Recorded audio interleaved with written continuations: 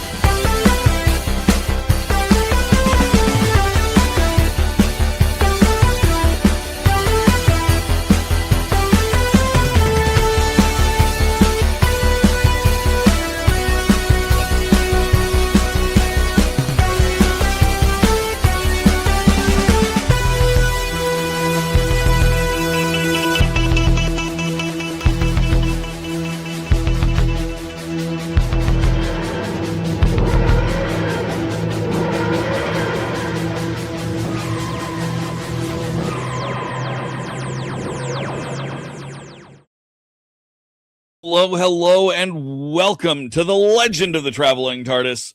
I am your host, Paparazzo Dave Chapman, and we've got a great pre-recorded episode, so feel free to have a chat in the chat, but we are not live. We won't be able to answer your questions live, but that's okay. This is going to be a great episode either way, even though I started the episode by pushing the wrong button. I think you may have noticed that. We've got a great event. We've got Brian Herring coming in, amazing puppeteer, Doctor Who, Star Wars, Hellboy. He's going to be in Orlando at a convention coming up here very shortly, and we're very honored to have him on. But first, let's bring in the rest of our panel. Starting off with let's start out with Tom. Tom, welcome, Reverend Amagon. How you doing? Thank you for making me feel much better, Dave. Nope, I totally pushed the wrong button. That was entirely on me. I wait. Yep, that we're not even doing Who Knew News. That's the extra funny part about pushing the Who Knew News intro. That's karmic. Christian will watch this and he will laugh at me. Melanie's already backstage laughing at me. Yeah, no, she's shaking her head. She's shaking her head at me. Well, no, because this is going to be edited. So what are you doing? I'm going to have to edit it now. I suppose I was hoping to not edit it, but I may have to edit it. So if I do get around to editing this, never mind. This all started perfectly.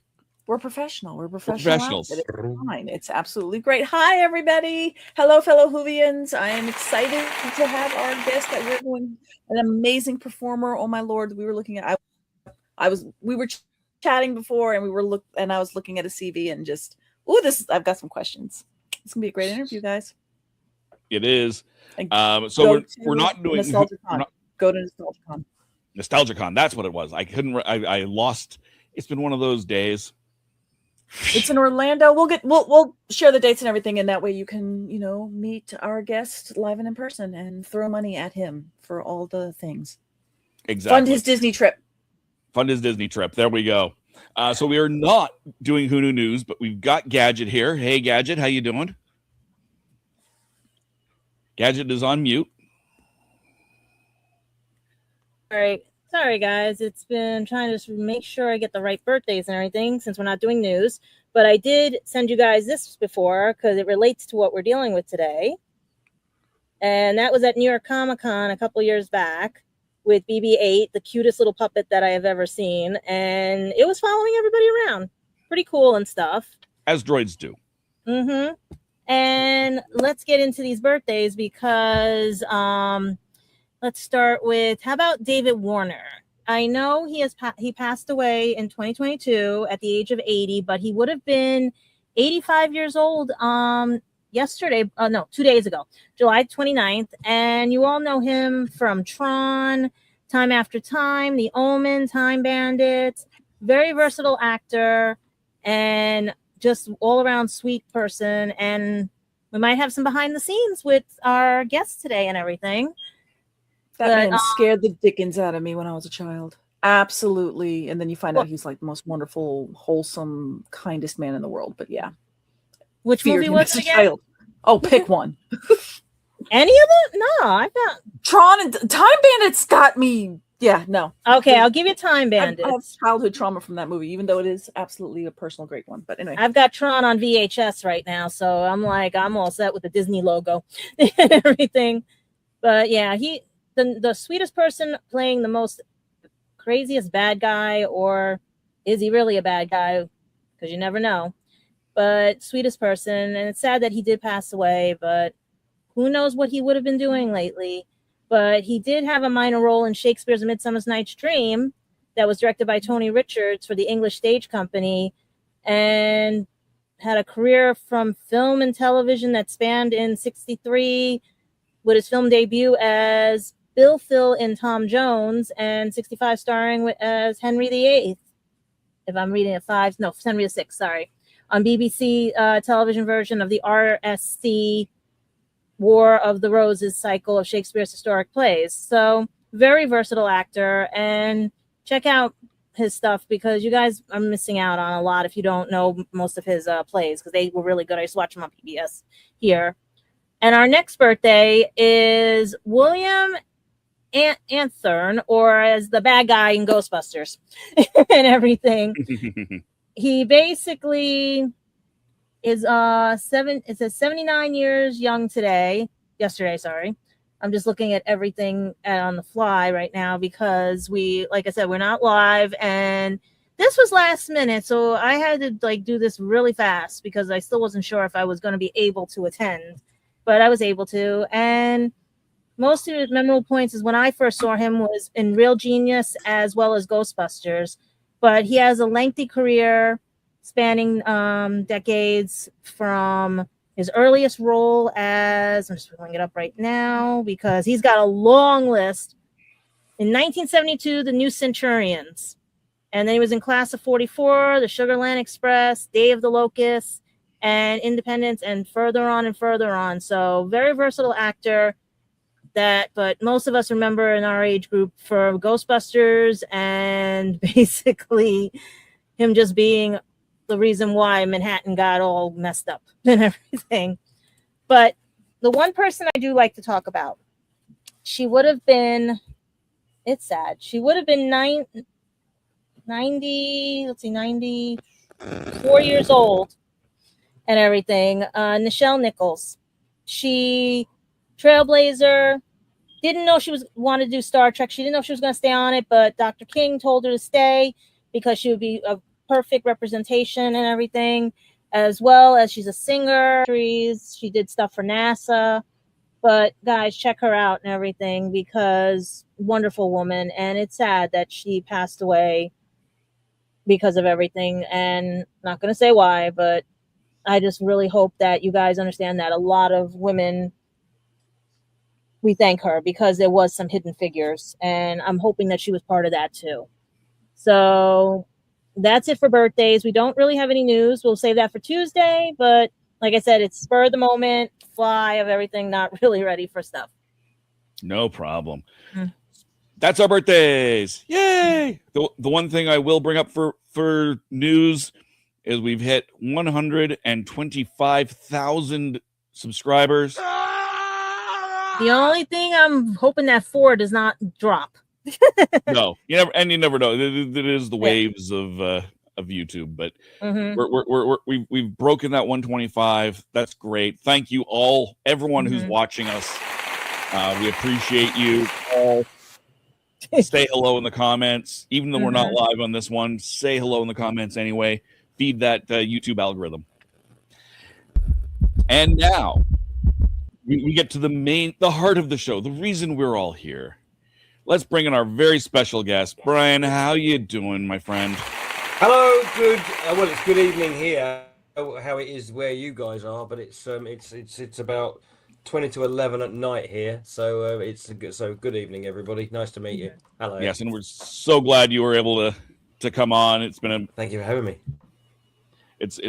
We know it's a little bit late for you over there, so most grateful. Bit of a week, yeah. So no, thank you very much for having me. Can I say about your birthdays? A couple of things about your birthdays. I've met 2 of your 3 birthdays. Okay. And first of all, William Atherton, Die Hard. if you're gonna, everyone knows him for Ghostbusters, but he was Thornburg in Die Hard. He was fantastic in that. And I got to work with David Warner, and my very first convention, Nichelle Nichols was there, and I got to sit next to Nichelle Nichols for a whole weekend, and she was absolutely wonderful. So there you go. Sweetheart. That's happy birthday. Happy birthday.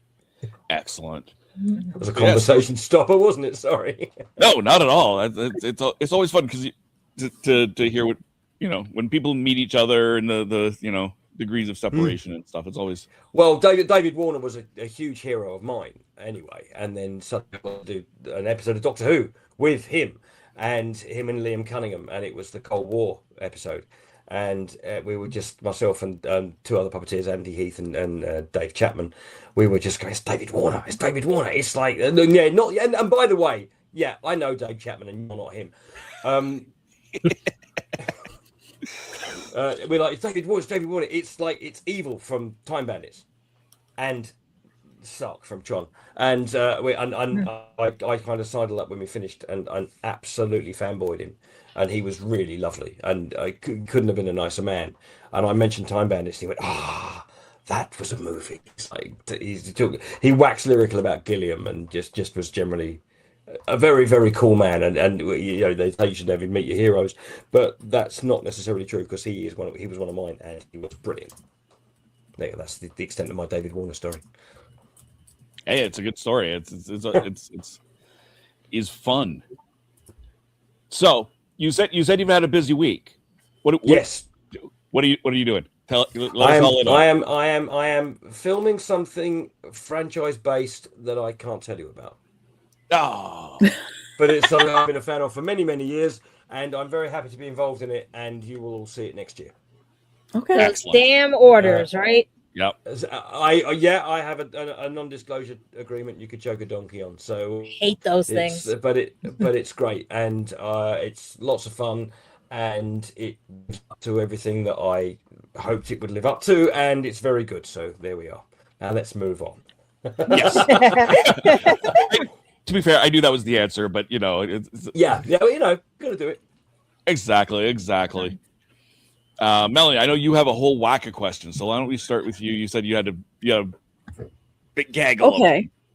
Well, as long as my Wi-Fi holds out, and apologies if it does, we'll edit that later on.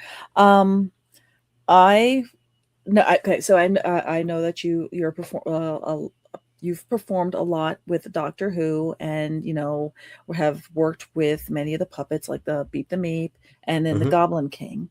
And the Church on Ruby Road Christmas special. The thing I didn't know when Christian told us that you were going to be our guest, and I'm like, oh, I got to do research. There were 6 performers for the Goblin King.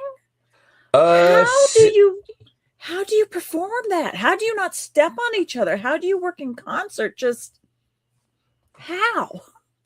Well, the Goblin King was a great big team. All of these things are a team effort for the most part. It's like it always takes a village.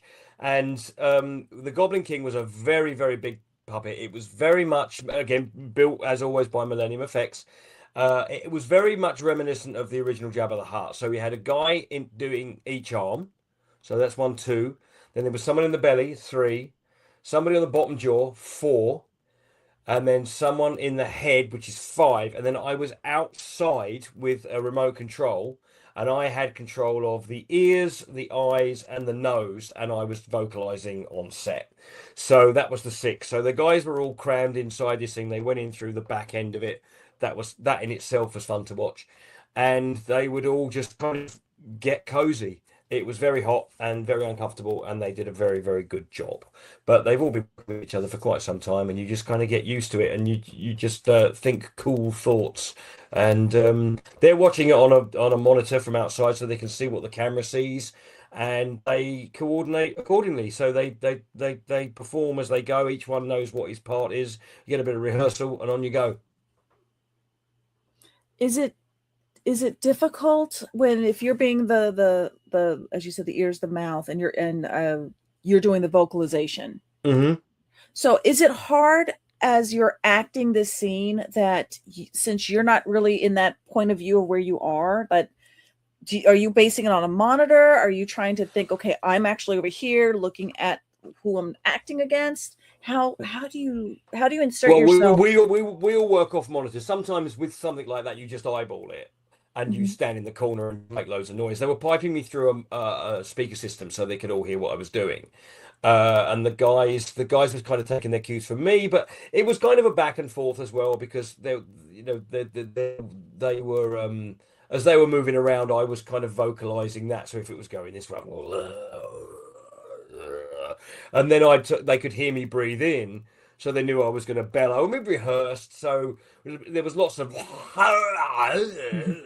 that going on, and I'm going away as you've just seen.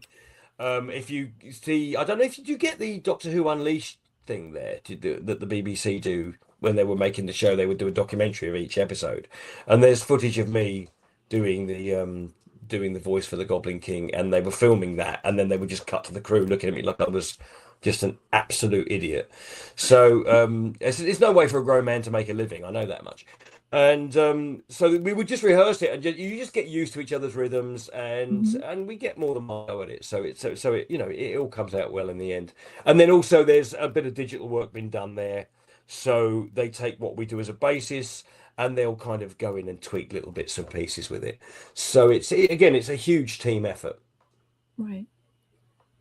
That's absolutely amazing. Is it the same, similar, I imagine, was the scale similar for Beep the Meep with the amount of performers? Well, no, not the scale. I mean, well, because Beep the Meep was, there were 4 of us involved in that, really. Okay. There was Cecily Fay, and Cecily is a suit performer, and she, I think, comes in height-wise at, I think maybe, how tall is Cecily? She's not a tall lady. I wouldn't like to say how tall she is or isn't, but she is also an extremely fantastic athlete and a great physical performer. So she was in a deep squat. So that is a woman in a suit wearing a big animatronic head. And the animatronic head was operated, again, it was all built by Millennium Effects as usual. And they got me involved in this. So I had everything from the nose to the chin.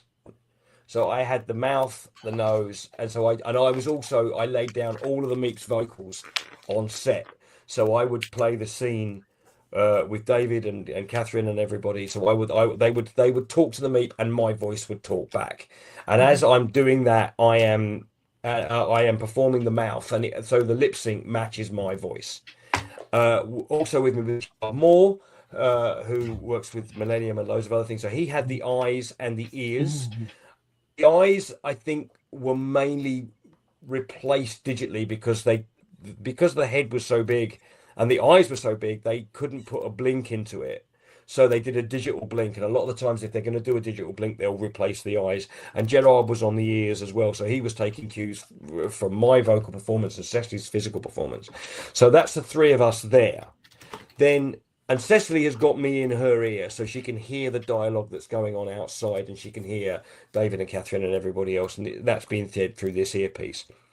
In this ear, she has Paul Casey, who's been working on Doctor Who since I think since it came back, and by come back I mean since it came back with Christopher Eccleston, and Paul has played dozens and dozens and dozens of creatures like the Cybermen and various. It was the Ood, and he did loads of things, and now he is the choreographer for Doctor Who, and he is in her ear telling her when she's on camera just to lift her chin so that so that she'll have her eye lines correct, and he's constantly directing her in this ear. So she's got me wittering away in this ear and Paul Casey giving her sensible things in this ear.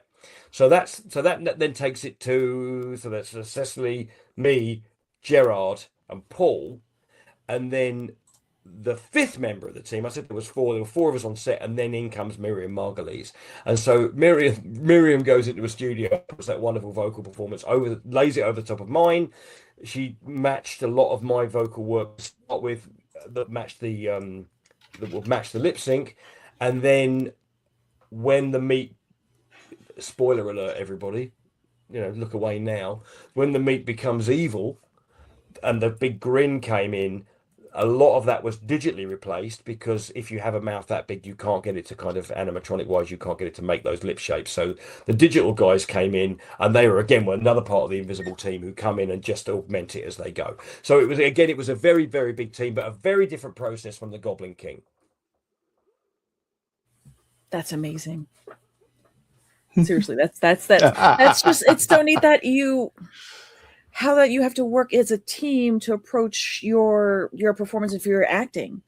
Considering like that, I know like if it is kind of a team performance when you're working with somebody on the stage. You're gonna control what you're doing, and you're gonna give what you get when you're working against somebody. But it's neat knowing that everybody is actually, there's so many people working within one character, so that's absolutely fascinating. So thank you. Yeah, so you're all looking at the same image here. It's a lot of the time because we work from monitors, so often. So you live here, you just live in that frame, and so you just got to make sure that the thing you're doing is in time with everything everybody else is doing.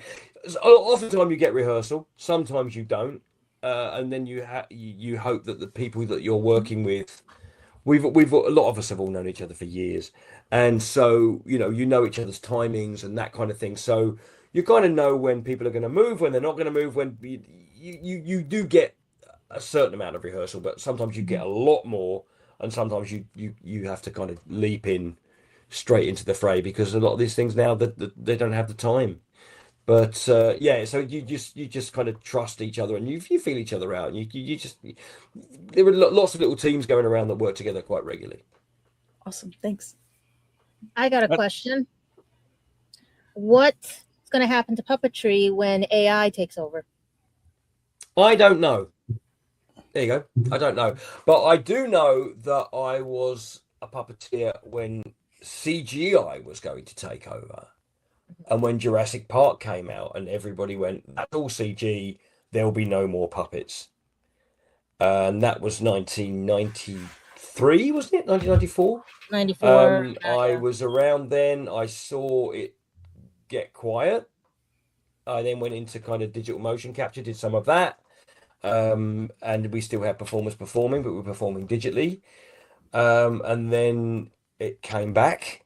And I think a lot of that credit can be given to things like Doctor Who, and I think it can be given to people like J.J. Abrams, who when he came back to do Star Wars, went, I want to make a sequel to Return of the Jedi like it's 1986, and that's going to involve men in rubber suits and deserts and creatures and robots, and then I think the film industry went, oh yeah, this practical stuff's quite good. And now what we've got, and then the movie Hail Mary the Rocky was puppeteer.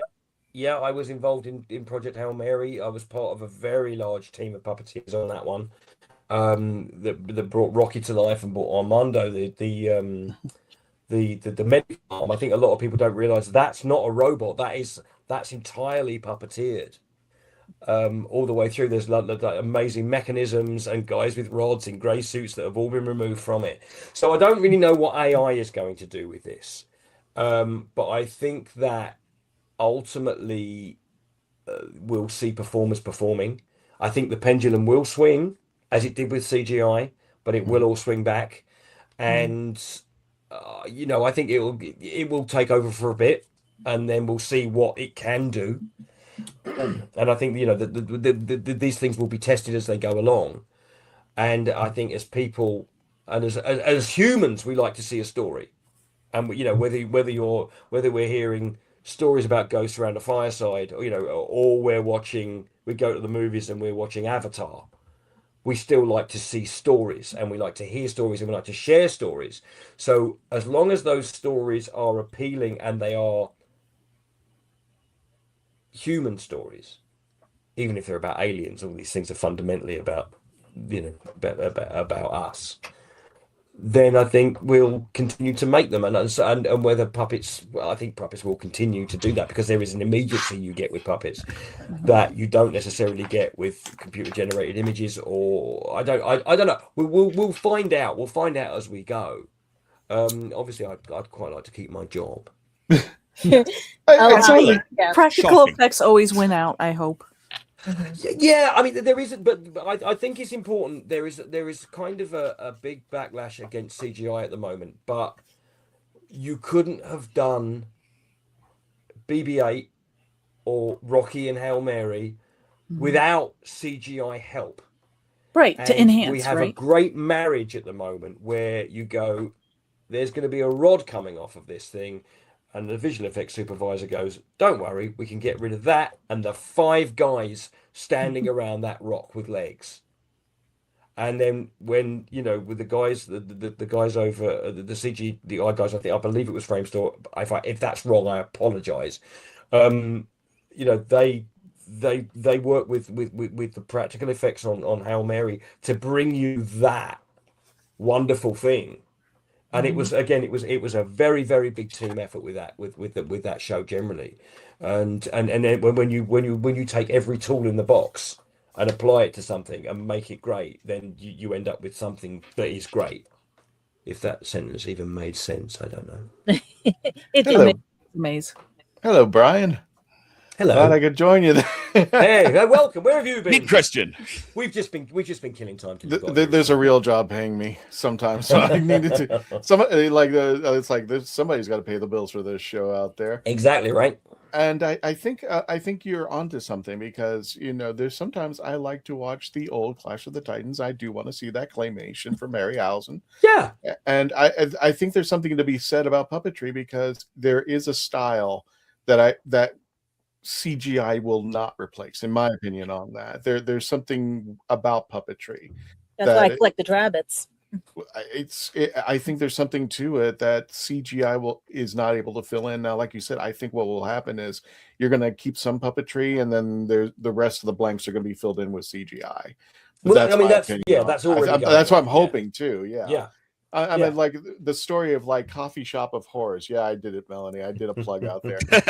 Lord, I help did. us. Yes, that's right. To get Coffee Shop of Horrors at your local. I have the Reanimator, but I remember the story about God, what's her name? The plant. Why is it not Audrey Audrey 2. 2. Audrey 2? Thank you, Audrey 2, and the movie that they did, and I think it was something like 30 puppeteers. Oh, I think there were probably more than that. Yeah.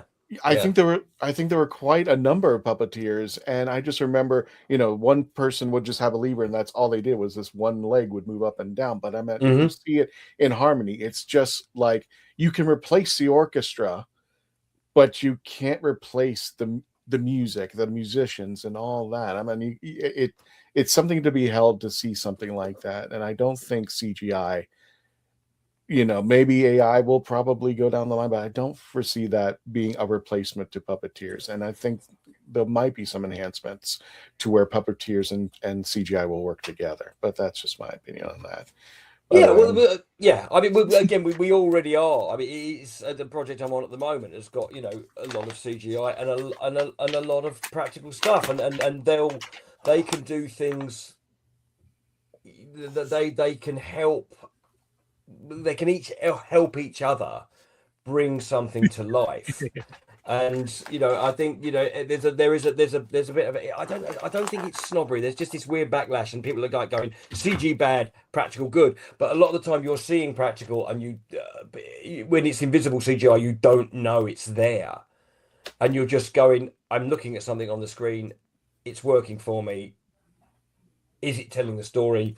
Is it, you know, is it furthering the story? Do I believe it? And whether it's done with computer augmentation, fully practical, you know, fully CG, as long as it's working, and that's important. And I think however these characters are brought to life, as long as there are good characters being brought to life, that's what's important.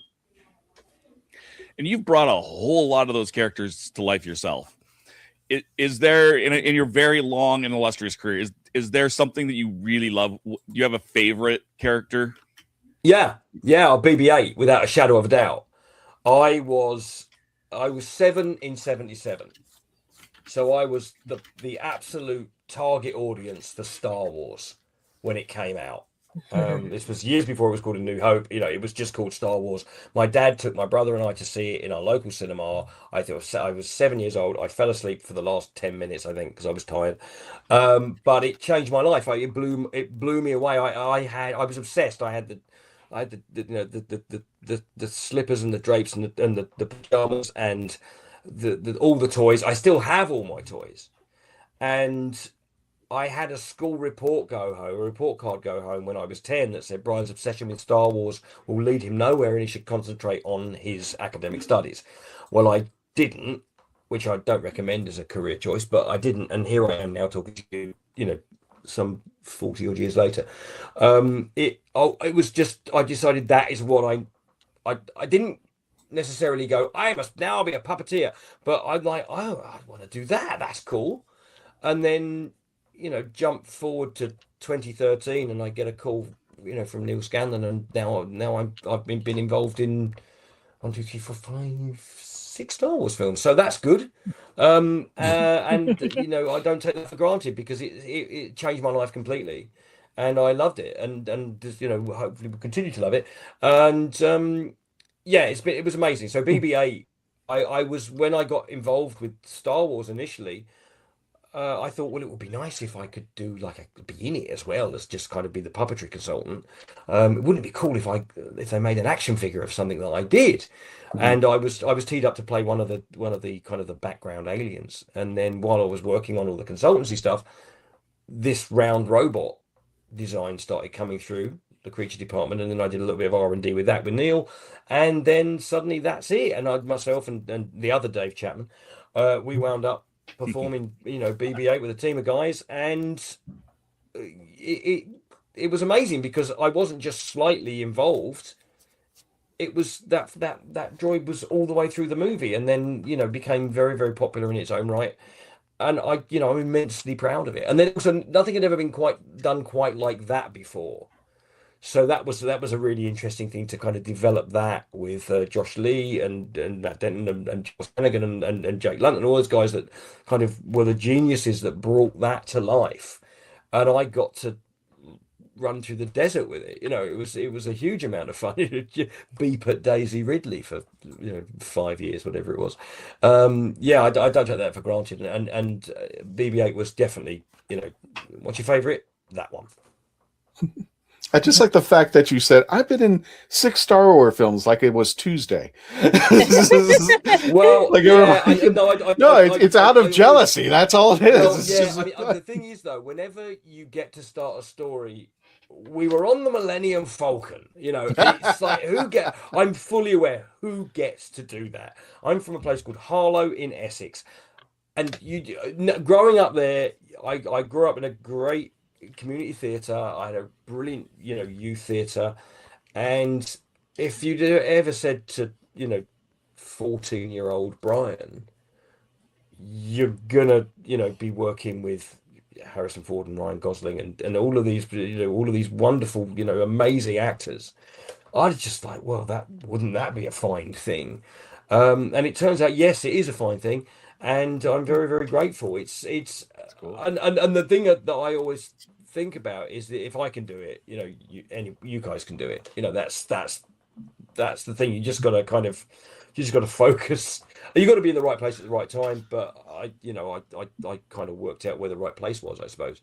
But yeah, I've been very, very lucky. And yeah, and I do hear what comes out of my mouth and just go, yeah, that's kind of cool, isn't it? I've been very lucky. I've been very, very lucky. No, be proud of what it is. I was just sitting back going like, I was in 6 Star Wars films, and I was like, I would love to be 6. I would love to be a rock painted in the background in a Star Wars film. I joke with Nick Riggs for Big Finish Audio. I just like, can I be a potted plant audio in the background? So I was just like, but yeah, you've from what you've got a wonderful life going out there, and that's amazing. But gotta ask this question: as far as your geek credit, what is your geekdom? What is your favorite sci-fi? My favorite sci-fi. I'm a big Star Wars guy. Always have been. A big Alien fan. big BSG fan as well. The reboot. I think there's something. Didn't they announce something at Comic-Con this year about Battlestar Galactica? I don't remember. It was the anniversary. Okay. The I wondered if they were anniversary. going to reboot it. I dip in and out of Doctor Who. I've got to hold my hands up to that one. I think the age I was when Doctor Who, when I was a kid, it was Pertwee, and then I remember Pertwee turning into Tom Baker, and I remember being terrified by a big spider on somebody's back, and I don't know what the episode Sarah was. Jane. It's Sarah Jane's back, and I remember that frightening me heavily. But when I was 7, Chewbacca showed up, and that kind of took me over there. That was my thing. I dabbled with Blake 7. That was fun. I'm a big MCU fan too. So Marvel was. I haven't seen Spider-Man yet. I'm looking forward to that. So, but yeah, I'm a big Star Wars fan. Gotcha. That's All great. Yep. Go ahead, Kristen. Well, I was going to say, Dave, you want to go ahead and grab the commercials? We'll go ahead and run through those, and then we'll be right back. Yeah, we're going to take a quick commercial break here. Everybody stay tuned. We will be right back on the Legend of the Traveling TARDIS with Brian Herring and more absolute puppetry fun. Tom, take it away. Okay. So I didn't listen to that voicemail. I'll tear open that letter you sent. Don't you tell your friends I want you back. I gotta leave you now and unread, because you've already said those words that switch my heart to dead from loving you. So you'll stay ghosted and I'll stay focused on sewing clothes. The spell stays unspoken, a dark silhouette of a marked man, and I'm broken. Right down, I didn't listen to that voicemail, a TikTok that story you sent. Don't you reel me in to get me back. I'm gonna leave you now. So what's your favorite Western? Is it this one, or maybe one of these? Is it a revisionist Western, an anti-Western, or maybe it's an all-time classic? Whether your favorite Western is in black and white, vibrant Technicolor, a spaghetti Western, a neo-Western, a comedy, or maybe it's only really Western in spirit. Whatever it is, this is the podcast dedicated to determining the top 100 Westerns of all time. Every second Monday on YouTube, Spotify, and Apple Podcasts. It's Horses on Film.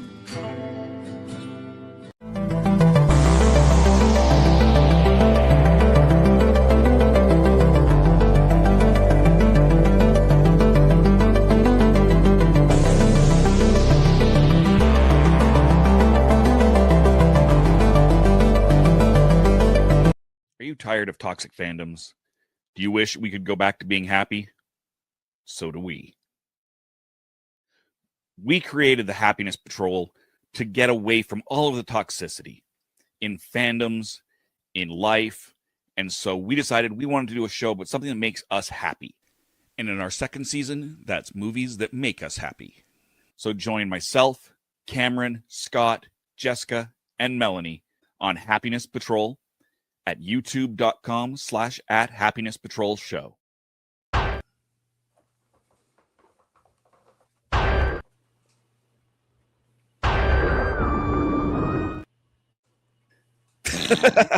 What is with that button? I am glad people What? feel my pain when they produce a show.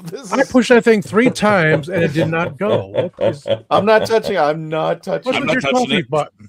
Brian, Try we this are coffee thing professional. My hands are over here, you.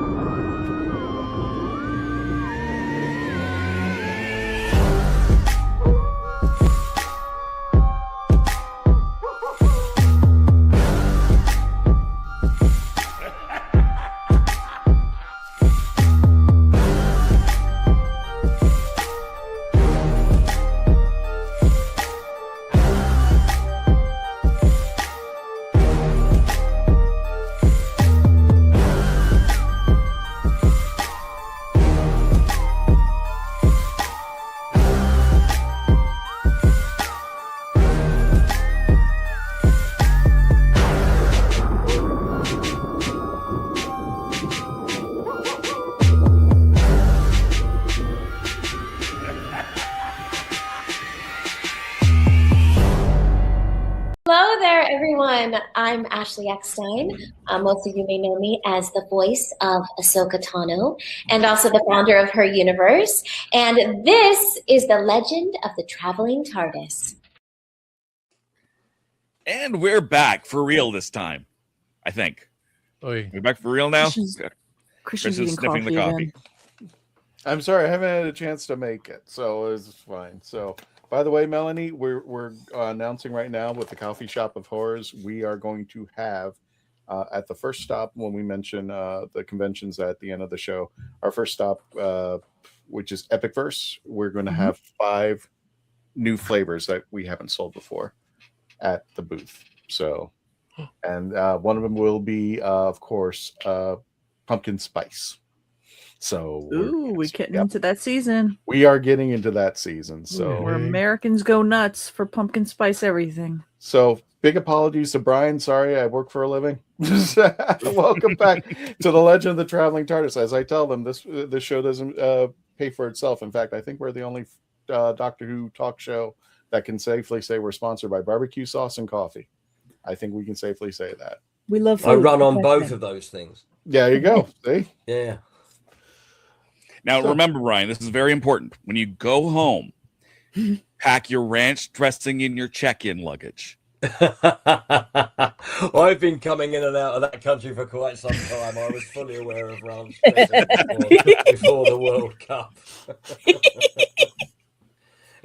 I go home with a bag full of wasabi almonds, the blue diamond ones. The ones that will completely blow your brains out. I hit Target and buy a bag about this big and take those home with me. I found out we are too privileged because one on those videos that I saw, one of them was like, "Wait a minute, we have unlimited soda," and I think one person was on their TikTok. He goes, "Yeah, I can drink soda until I'm blue in the face," and goes, "Yeah, but you don't want to do that." That's right. Yeah, but it was like, I what do you guys see in us? So it's like, great. Ranch dressing, unlimited sodas, and what else can we offer? Oh, by the way, air conditioning. Sorry about that in the UK. Air conditioning. It's an endangered species. I know. I wonder what that's like. I don't have one. It died in 2020. And you said you can feel the British pain. I always feel the British pain. I wrote a book about one. Is this your first time in Florida? Because you're going to Nostalgicon next month, in a couple of weeks from now. Well, when this premieres, it's going to be the following weekend. Is this your first time in Florida? Because it's not the first time in the States, as you mentioned, but will this be your No, I've been to Florida a few times. I've been down to Pensacola a few times to Pensacon. Okay, it's lovely. And I've been in and out a few times. I worked over there. I did a summer camp. I did 3 years as a summer camp season as a camp counselor and a teacher, and a drama camp up in the Catskills. And my roommate was a lifeguard on Daytona Beach, and we drove from the Catskills down to Daytona. I stayed with him for a couple of weeks, and so that was a long time. It was like the early 90s, and like 1,000 years ago. But yeah, I've been backwards and forwards a few times. But I'm going to go and have a little look around the Disney parks. I've not been there since 2004. So I believe they've got some kind of space park there now with a spaceship in it. Which park do you? I don't know. It's just a Galaxy's End or something. I don't know what it's called. Oh, okay. Yeah. So you're apparently it's got some robots. That one. I don't know much about that. There might be. Well, we might see this guy show up. He may show up. He might show up. I understand he's quite well represented there. And hilariously, of course, my co-performer of BB-8 is there at the same time as I am, so we may bump into each other and at least have a Mickey pretzel together. Who can say? Nice. In the studios. Have you done Universal Studios yet? I've not been to Universal. Oh, I went to Universal again in about 2004, but I've not been there because there's a new place, the Epic place, isn't it? Is it called Epic? Yeah, it's called Epic. Yeah. I may go and have a little look around there. That might be fun. See Frankenstein and all. Frankenstein's monster, obviously. I don't think Frankenstein's still there, but Frankenstein and Dracula and all those guys. That'd be great. It's awesome. I have not gone yet, so if you go, you will have done something that I haven't done yet. Oh, there you go. Theme parks are concerned. So, That's awesome, dude. Yeah, I'm looking forward to it. We'll have to make a plan for that next time I come down, Christian. What's Epic Verse? Or Yeah. Epic, I should say. Epic? Yeah. Yes. Oh, yeah. Do that next time I come down. Oh, the Traveling TARDIS is having a hissy fit that I won't take it to Epic. And I said, well, pay for it and I'll take you in. And he goes, oh, well, forget it. So I'll have to sell more coffee to make that. Fair. So, Brian, I heard you worked for Jim Henson because he came to my old kindergarten school when I was younger and he taught us how to make the puppets move and everything. Oh wow! I never worked for Jim. I never worked for Jim. I worked for the Jim Henson Company. I worked for them for about 10 years. But Jim had passed away before I became a puppeteer. So, and I remember being very, very sad about it. I was never a massive puppet fan. I never intended to be a puppeteer, but I knew that when Jim Henson passed away, that was a big deal because I knew who he was and I knew his work. Because he died the same day as Sammy Davis Jr., didn't he? Yes. And that kind of that piece of news, which obviously was very sad and very important, kind of eclipsed Jim's death in the news cycle. I felt a little bit, and I knew that someone who was very the word genius gets bandied about a lot, and Jim was. I said Jim. I never met him, but Jim Henson was definitely a genius and a visionary, and apparently by everybody that I know that ever met him was just wonderful. So, I never got to meet him, but I was told by a few other people, but mainly a lady called Jocelyn Stevenson, to whom I owe a great deal of gratitude. She was one of the creators and writers of Fraggle Rock, and I worked with her for some years, and she said that Jim would have liked me, and that was a huge compliment. So that was very nice. Yeah, Red was my favorite, as well as some of the Muppets and everything. But it was so cool meeting the puppeteers and everybody because he said, use your imagination. Yeah. He left a great legacy behind him. Mm-hmm. Now, I'm sorry, I came in late to the conversation, so I don't know if this question was asked, but when did you get the bug for puppeteering? When did that? What was the influence? What did you see? Well, I see. Here's the thing. I never got the bug for puppeteering. I lied at an audition and got a job. And I lied at an audition for a TV show called Spitting Image in 1992, and I said I'd done puppets before. I told them I'd worked on a tour of Little Shop of Horrors, and that wasn't strictly untrue because I was working on the stage crew of a local theatre, and it had come. So you did work for them. I worked for a week on a tour of Little Shop of Horrors, which came through our thing, and came through our theatre, and I moved the scenery. And then they said, "Oh, well, it's very different to that. You've got to look at this monitor, and you're working above your head, and you have to lip sync these puppets to the voice track you can hear." And I did that, and they took me on as a trainee. And honestly, 6 weeks later, I was on national television. I wasn't in any kind of like lead capacity. I was doing people's right arms and eyes and that kind of thing, and occasionally some puppets in the background. But that's how I kind of got into it, and I just stayed. Whereas a lot of people are really into puppets, and that's all they ever want to do. And I wasn't that guy. I grew up on the Muppets. I was a kid in the 70s, so I definitely grew up on the Muppets, and I loved them. And I appreciate that stuff. But it's not necessarily something I really seek out. I love the fact that they're a tool to tell stories. So I've again, we're back to that. I got to use puppets to be part of a Star Wars story, and I worked on the Prometheus. I'm an Alien fan, so I got to work. I did puppets in Prometheus. A Hellboy fan, I got to use puppets in Hellboy. So that's kind of that being a puppeteer has led me in, has opened doors for me that probably being an actor never would have done. And I've got to work on some very, very cool stuff with puppets and practical creatures. But I'm not. I'm not a puppeteer. I'm not a puppeteer's puppeteer by any stretch of the imagination. I think anybody that works for me will go, no, he's not. But I appreciate it and I get it, and I understand why people do love them, and they absolutely fuel their imaginations. And I love all the stuff, but it's not something I necessarily go. I rarely sit down and go, you know what, I must watch Labyrinth. It's great and I loved it, but it's not something I throw on all the time. Mm-hmm. You remind me of the Now babe. you've all stopped talking to me now. This line's gone dead. Hello, No. hello. Is this on? What's going on? We're processing. First of all, we like the fact that you lied on your resume. No, he didn't. Well, No, he didn't. I meant like It was no, I'm he sorry, didn't. not lie, It not lie, wasn't not on lie. my resume. It wasn't on my Embellish. resume. He pulled an Embellish. Alec. He pulled an Alec, as we call in the VO world. He pulled an Oh, Alec. my goodness. You embellish. If I hadn't got through that audition, I would have not. I'd have been somewhere else completely different, you know. But I actually just. It turned out I could do it, so they kept me. So then, what would you have done if you didn't embellish and everything? Well, What would you I would have done? gone to a different audition. You know, I'd have gone. They'd have gone. Thank you very much. Off you go.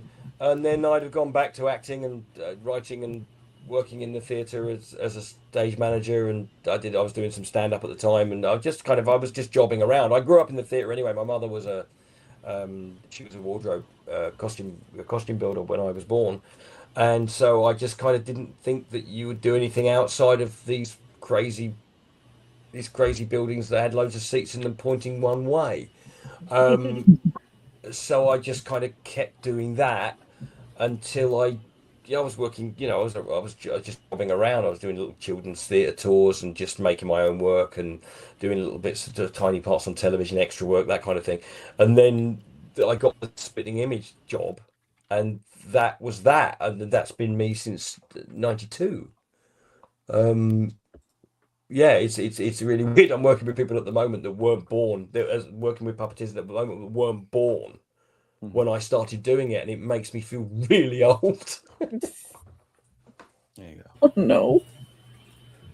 Well, if you haven't already, let me let people know. Definitely, it's going to be taking place. It'll be by the time this releases, it'll be the following weekend, I think, August 7th through the 9th. This will be taking place Friday through Sunday at the Orange County Convention Center in Orlando, Florida. There's a ton of people, but of course, you're going to see Brian. Brian is bringing up the representation for Doctor Who, and check him out there. Get your tickets now. There's going to be a ton of celebrities out there, including Brian. But you definitely want to see Brian out there and check him out. And if you have any questions about his experience and his limelight in puppetry, Beep the Meep. Did you know about Beep the Meep before you got to? I was aware of Beep the Meep. I remember reading it was Dave Gibbons, wasn't it? Dave Gibbons, and who was the Pat Mills. I was aware of that comic. I had a black and white version of that comic. Although hilariously, one of the guys who was on our crew, he had the American reprints of that, and he brought it in with him. He brought it into work. And he had several copies of it, and I swapped him. I gave him a Star Wars thing, and he gave me a copy of this. And I was on, because when I was doing the dialogue, I had to be able to hear the cast, and I'm way across the set because I can't sit next to the meat because they don't like if there's a man there. So I could hear, and I could hear David Tennant was talking to somebody because they hadn't faded him down. And David was waxing lyrical about the comic, and I loved the comic. He loved the comic, and and I didn't know that David Tennant was such a big Doctor Who fan before he got the job. Yeah, and then it dawned on me that he was talking to Dave Gibbons, and I was a Watchman fan, and I'm like, Dave Gibbons is here. Wow, that's really cool. And then we got to demo the Meep to Dave and Pat. They were both there, and they were blown away because something they came up with for a comic book was sitting there looking at them and talking to them when they were speaking to it. And then so I now have a copy of that comic book, the number one, that Dave and Pat have both signed. So wow, that's I was very pleased with that. So that was pretty cool. So they were really good, and they were really generous with their time as well. As actually, I know everybody kind of waxes lyrical when they do these jobs.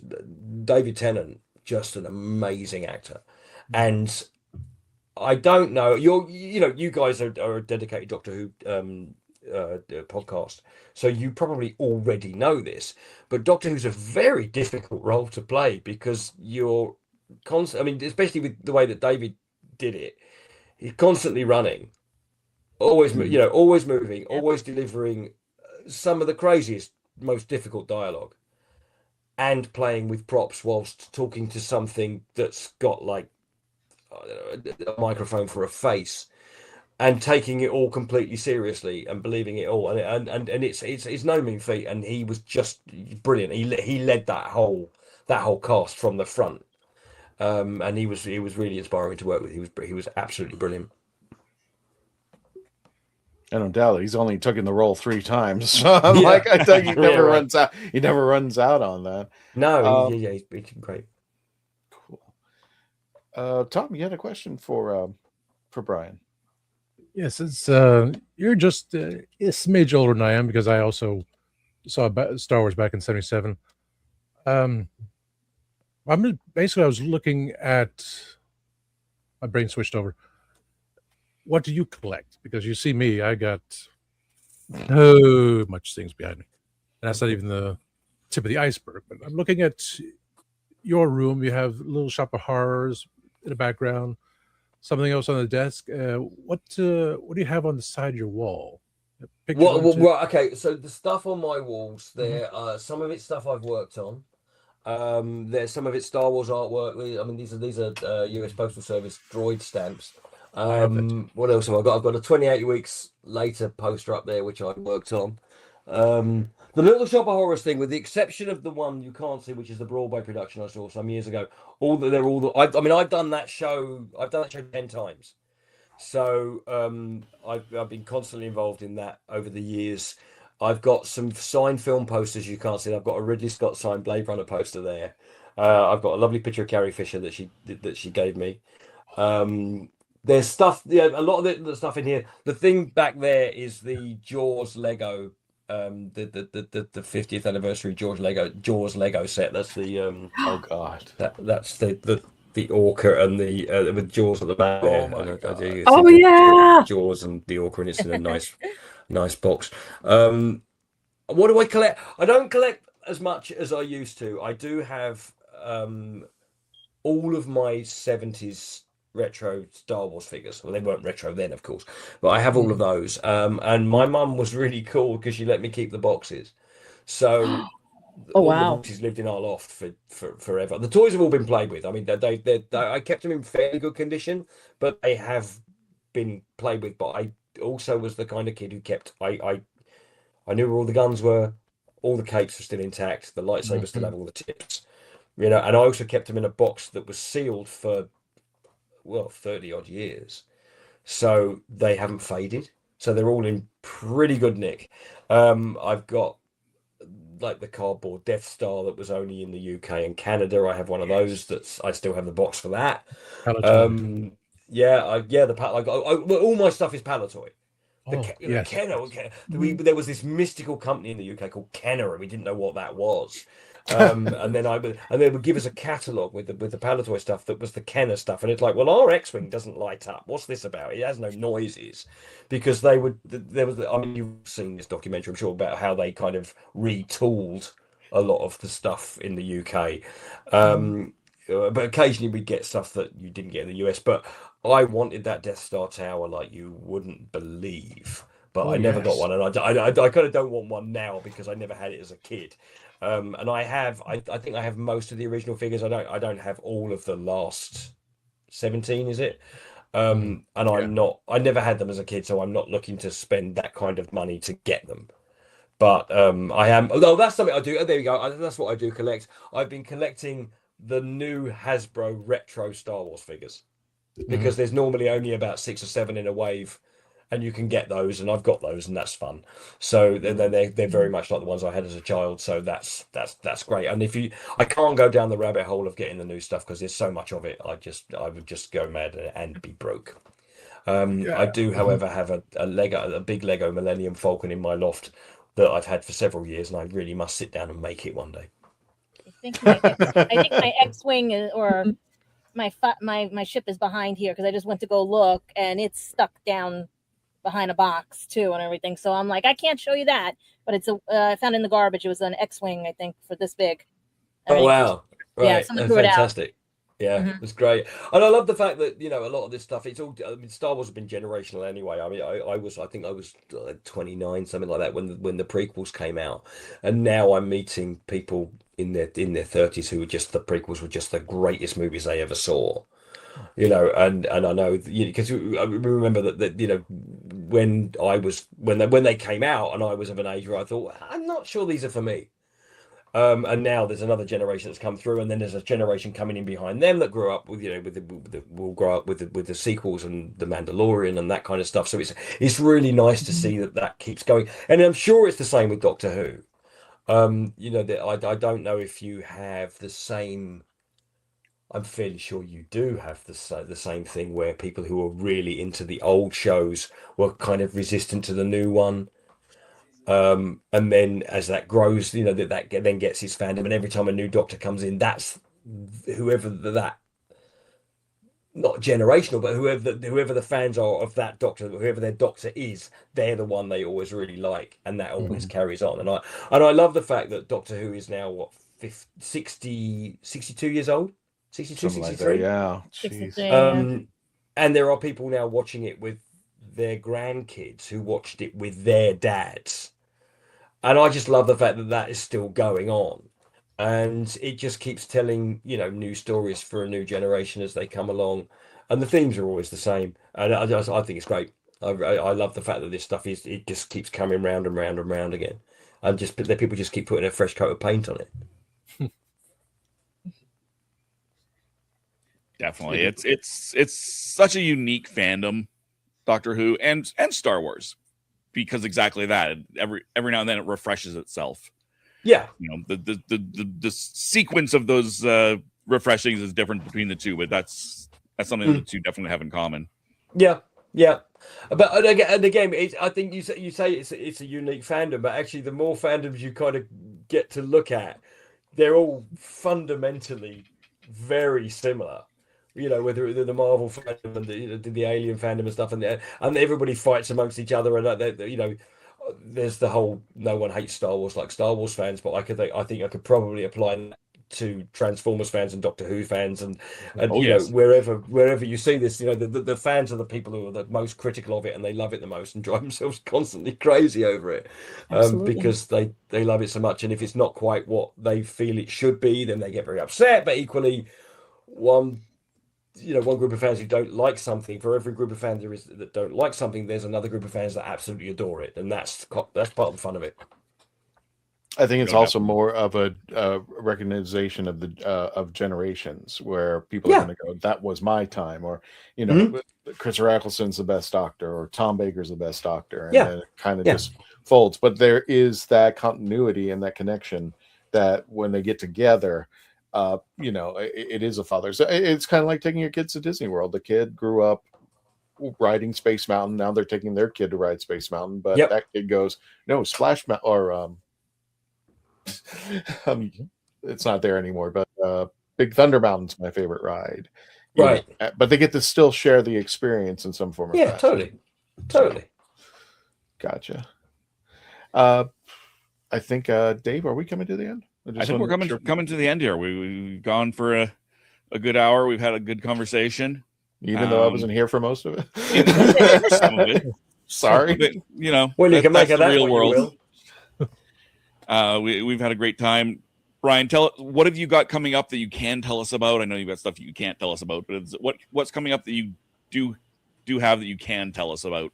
Oh, well, there's shows, appearances. There is something that's coming out which I can't tell you about. There's something coming out at the end of the year, or sometime in November, which I'm very much looking forward to. It's one of the most exciting films I've been involved in some years, and I can't wait to see it because I know very little about it, and I can't tell you what it's called, unfortunately. But when it comes out, it's going to be I think it's going to be very big, and I think people are going to go, what is this? And it's just going to be absolutely phenomenal. I have various projects that will kind of drop next year, and they are galactically genre based. And what else? That's kind of everything is in the process of kind of being finished and released. So I don't really have anything that I can tell you that's going on. There's a lovely series that I worked on. Actually, this is going to be on the BBC, and it's for little kids called Dodge's Pup School, which was this. I think the second block of that series is dropping. The Warwick Brownlow Pike created this show, and he a great puppeteer. Worked on the Dark Crystal, did loads of stuff like that, and it was like making a '90s TV show again, because it was a whole bunch of people who've been working together for like decades, and it's about puppies who are going to school, and it's for little kids to learn about what it's like to be at school, and it's really old school, and it's absolutely brilliant. And that I think is dropping quite soon. It's called Dodge's Pup School, and I believe you'll find a lot of that on the BBC iPlayer already. And I don't know enough about it to give you the whys and the wherefores. Some of it will be on YouTube. It's really cute, and it's old school, arm up in the air, Henson style glove puppetry. And it's funny as well, which is really nice. It's a preschool show with jokes in, and you don't see all that sort of stuff anymore, and it's really sweet. So Dodge's Pub School, that's very much worth watching. I have a very small role in that, and there are some very, very funny people being very, very brilliant in that. I'm just trying to think if there's anything else that has come along that say there's a lot of kind of galactic battle stuff coming. Which will sort of drop on in cinemas and in Disney Plus and stuff. That'll be quite fun. Does it rhyme with Star Wars? Or Grogu. Who can say? And the thing I'm quite excited about is not a franchise. It's a completely standalone, crazy big swing of a film. Oh. And I'm with a very large film star, and I'm looking forward to it very much. So that's we'll talk about that. We'll come back and talk about that another day. It's Hail Mary to Rocky's Revenge. Yeah, well, not Rocky's Revenge, and again, it's not even sci-fi, which is really great, because I normally spend my time running about on spaceships, and this is not that. So there's nothing else I can tell you that's happening. I'm racking my brains now. Is it what else is coming out? I'm just going through last year, because then things drop. No, there's that. No, I can't tell you about any of them. Sorry. Any other conventions besides Nostalgicon next weekend? I'm at Festival of the Force in Kent tomorrow, but that won't help anybody here. It's in London. It was in Kent, in England. That's it. No, there's festival. So there's Nostalgicon, and that's me for a bit, really, and then back to work till towards the end of the year on this other thing I can't tell you about.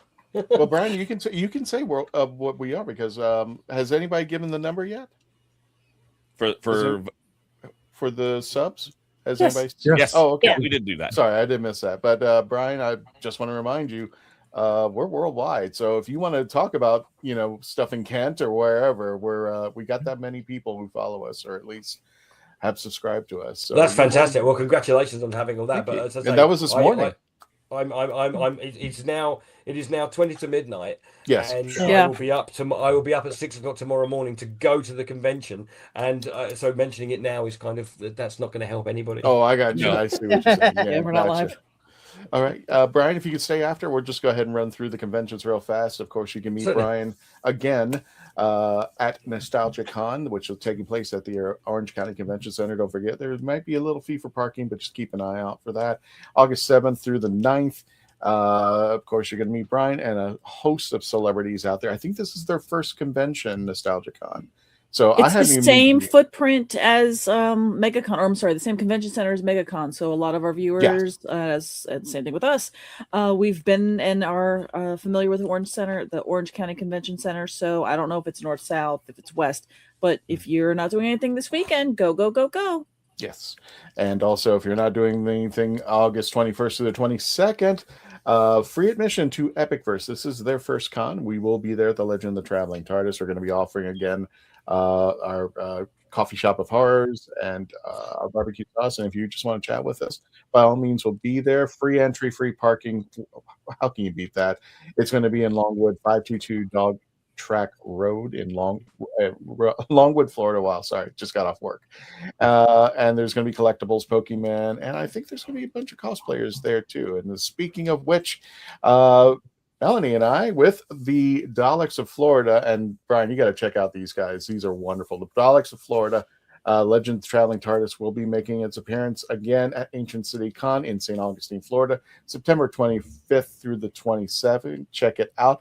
I'm really disappointed, Melanie, that Caddyshack won't be there. I really wanted to keep that tradition going. Brian does what we do. We do that all the time. You know what? Boom. I'm going to AncientCityCon.com over at the World Golf Village Renaissance Resort in St. Augustine, Florida, the oldest city in the United States. And then one more. You just do your thing, Brian. It's having a great time. Gallifrey Gathering.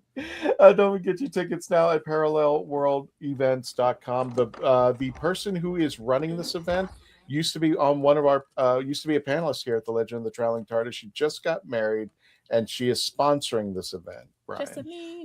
So Jessamine and Matthew just popped out. You got the screenshot, right? You got the screenshot. Yes. Now, Christian, I want to see the name of where the town is. What's that? Where I'm is going it to gonna say be? I can't read this thing. It's in Telford. Shropshire. Oh, Dropshire. Okay. Oh, I can't. I don't have my glasses. Sorry. So, this at least we got 5 confirmed guests: Joe Martin, Sylvester McCoy, Candy Manning, Wendy Padbury, and Michael Troughton will be there. And only £41, including fees. Oh, the money. I thought you meant Yes. me. I forgot that. Never mind. No, I you put it- can I too. put But on again, this weight. is for our friends in the UK. Gotcha. We want to thank Brian. Brian, if you can just stay right afterwards, we appreciate that, because next week, after which we are going to be interviewing Chipo Chung. Or is it Chan? Chipo 2 Chung. weeks. To. In 2 weeks. In 2 weeks. She'll be here live on August 11th at 5 a.m. in the morning. So, Which we with- again appreciate Brian and wanting to stay. yeah, late. exactly. It's like the UK. Brian, we want to invite you to do something we have all of our guests do, and everybody does it here. Do you remember an actor by the name of Simon Fisher Becker? I know of Simon Fisher Becker. I never met him, and because I'm not steeped in Doctor Who. I'm aware of his existence, but I never really knew him. No, that's fine. Simon used to be a panelist on our show for the longest time. I think he ran for about 1.5 years, and then unfortunately he passed away. But to keep the tradition going, we always say goodnight to Simon. As you can see up in the upper right, right-hand corner. Yep. We're going to be saying goodnight to Simon. We want you to lead in that. And again, everybody, thank you for joining us. Until the next adventure, everyone have a good night. Stay safe. And Brian, if you could lead us, all you have to Good night, say Simon. is good night, Simon. Good night, Simon. Night, All Simon. right. Tony, take us out. Push the button. Push Push the the button. button. I like that. Everybody's Tony. Come on, Tom. And recording. And recording.